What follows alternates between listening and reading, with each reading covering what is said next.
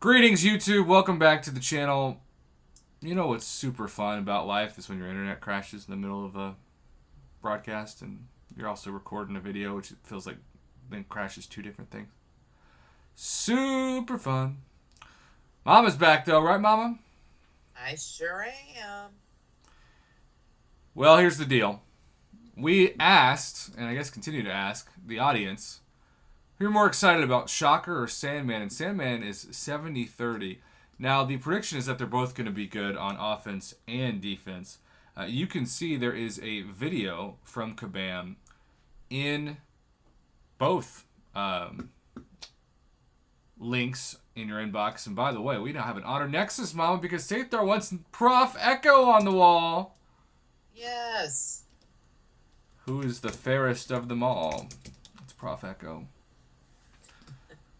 I think if you were to have a likability poll, Prof Echo would be me, which is very ironic because Prof Echo is literally just my words bouncing back to me, and yet it's got a higher approval rating. Oh man! So, were you able to watch the Sandman video, Mama? I have not watched it yet, no, but I am excited for Sandman. I have wanted him in the game for a long time. Well, let me state the obvious, and I've believed that this is true from Kabam. Like, if there's one area of the company that I have never been critical of, like ever, it's the animation side. I think Okay. they've done a really good job with pretty much all champions of showcasing champions to look like the comics animation wise and have some really creative special threes.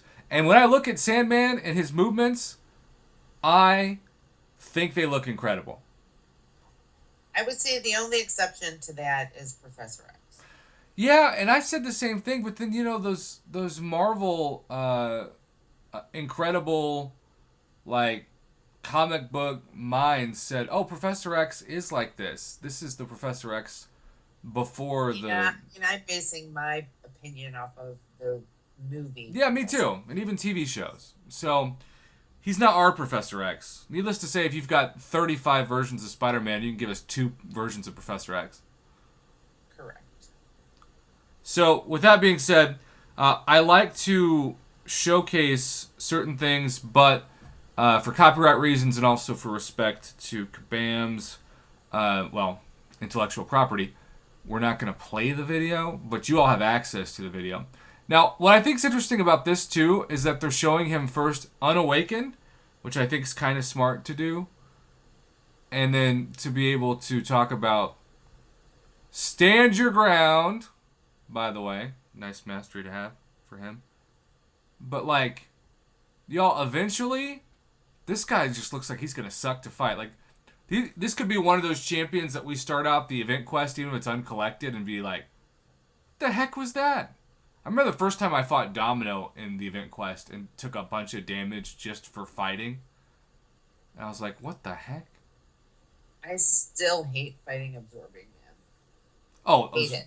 Absorbing Man, especially if you don't have the right counter, it's going to be terrible to fight. I mean, they might make more counters to him that are science besides like Torch and Void, but it's going to take a while. I still get wrecked when I use Torch. Yeah. I hate him. I hate him. No, I mean, when I say counters, I mean possible counters. I don't mean like easy counters. Not somebody that's going to be super quick. So you can see his resist ups just make him a tank. He looks like a tank. And because of that, I mean, I don't know how he's going to be on offense. I thought like the new Ant-Man looked really good on offense at first, but then people are telling me they're not that impressed with him. I don't know. I don't have him. I don't know if anybody watching this has heard anything about the new Ant-Man on offense, but regardless, he looks like he's going to be. Samuel looks like he's going to be beast on defense, and the reason why this matters is because if Sandman is like a beyond god tier defender, this is one of those rare times where now that Battlegrounds is in the game, you can have people that are pushing, especially in Gladiator Circuit, to get the newest champion because that could be the difference between winning and losing in a round 3 matchup, or you're just going to have to ban him. By the way, I ban Absorbing Man every time. Oh, I would too if I did Battlegrounds. By the way, Joel is being so kind. He is asking if we've tried Toad against Absorbing Man. What do you think my answer's going to be, Joel? To that question. Yeah, there's the laughter from Mama. She knows why. I don't have Toad anymore. I'm trying. I have not tried Toad against him. I don't think he would work as well as Torch. Torch. Yeah. Well, Sandman could be a game changer with the resists, with the sustainability. Kind of reminds me of what some people, and I'm not saying it's a bad buff. I think Juggernaut's buff's one of the best buffs we've seen in the past year, easily. But what some people thought Juggernaut would be in terms of the resistance, it feels like that's what Sandman's going to be to me. Now, I could be wrong. I've been wrong before. I'll be wrong again. Go check out my Ghost's phasing is going to make her an amazing defender video. That held up real well.